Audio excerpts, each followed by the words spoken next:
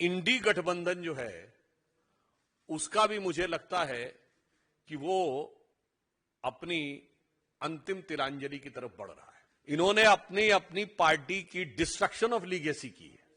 They have done the destruction of legacy, अपनी विरासत को विध्वंस किया है। चिठिया हो तो हर कोई बाचे, कर्म न बाचे कोई।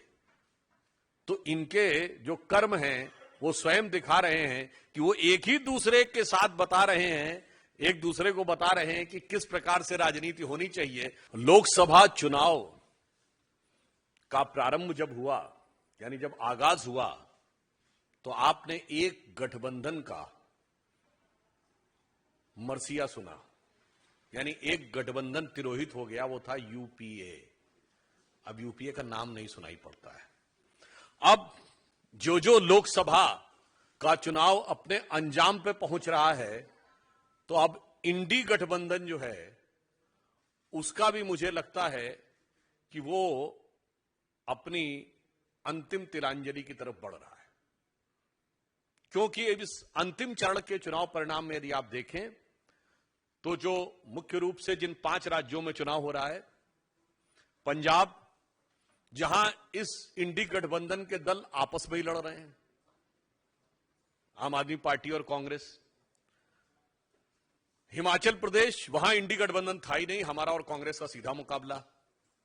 उत्तर प्रदेश, वहां पे अगर आप देखें तो हमारा और समाजवादी पार्टी का मुकाबला और कांग्रेस वहां सेकंड फिडल रोल में।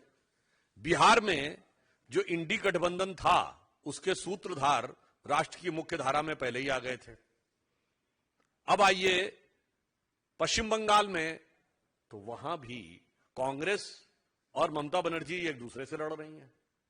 अधीर रंजन चौधरी जी के बयान देखिए, यहां तक कि वहां के कांग्रेस कार्यकर्ताओं ने खड़गे जी के भी मीडिया में रिपोर्ट आई कि उनकी फोटो के ऊपर भी आपत्तिजनक हरकत की। तो इससे बहुत साफ है कि पंजाब से बंगाल तक इंडी गठबंधन पूरी तरीके से ध्वस्त होता हुआ दिखाई पड़ रहा है इस चुनाव के अंतिम चरण आते आते। और फिर आप मजेदार बात यह देखिए कि अभी आपने एक वीडियो देखा जिसमें बिहार में 3 लोग, 2 ठो बिटवा और 1 ठो बिटिया, मतलब राहुल जी और मीसा भारती जी और तेजस्वी यादव जी, और तीनों बैठ के ज्ञान दे रहे थे, बांच रहे थे कि उत्तर प्रदेश और बिहार क्या होगा। जबकि अगर देखा जाए, तीनों ने ये जो डिस्ट्रीब्यूशन ऑफ लीगेसी की बात करते थे, इन्होंने अपनी अपनी पार्टी की डिस्ट्रक्शन ऑफ लीगेसी की है। They have done the destruction of legacy, अपनी विरासत को विध्वंस किया है। और इनका देखिए ट्रैक रिकॉर्ड कितना शानदार है कि राहुल गांधी जी, उनके पिताजी 414 सीटें लेके आए थे और वो 44 सीटों पे लाए। उत्तर प्रदेश में उस जमाने में 85 सीटें होती थीं और राजीव गांधी जी के जमाने में 84 जीती थी कांग्रेस ने, 1 सिर्फ बागपत हारी थी, और इनके जमाने में 1 जीती। 2019 में रायबरेली, बाकी सब हारे।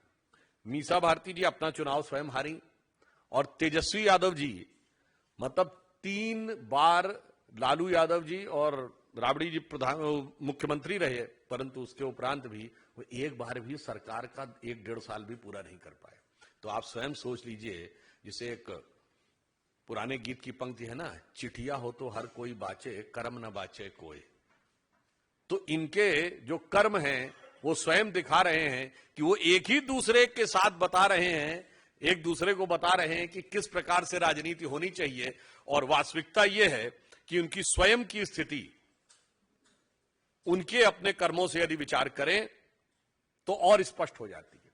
अब आप बंगाल में आइए, तो ये मीडिया में खबर आई है कि ममता बनर्जी जी ने बहुत स्पष्ट रूप से कह दिया है कि वो 1 जून को आहूत इंडी गठबंधन की बैठक में नहीं आएंगी।